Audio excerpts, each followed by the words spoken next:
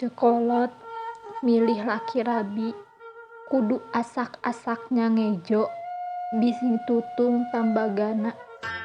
Kudu asak-asakna nenjo ngarah teu kaduhung jagana, kitu babasaanana.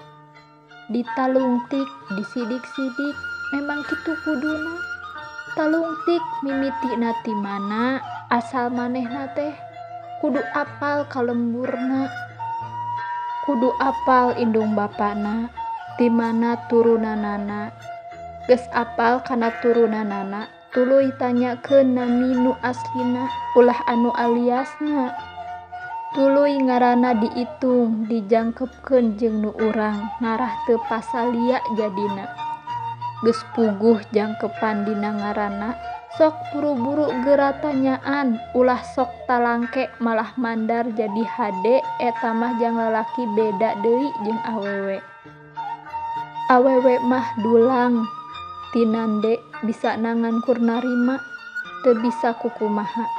Tapi sok sanajan kitu kudu boga pesak dua, ulah gancang-gancang narima kudu ditaluktik bae. Lamun urang geus pasini, patali, ngajangji ati, omat ulah dinodai komo mun nyieun pamali. Lamun urang geus ngahiji, disebut nikah ngaranna. Moal aya anu nyiksi kudik, moal aya anu pamali. Tadina wawuh dina HP, geuning ayeuna mah jadi batur sare. Tadina tina SMS-an, geuning ayeuna mah jadi batur HS.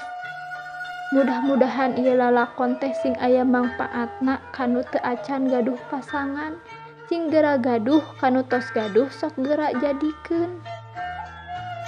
Jeung kanu tos berkeluarga, sing kacai jadi saleuwi, kadarat jadi salebak, sareundeuk, saigel, sabobot, sapilihaneun.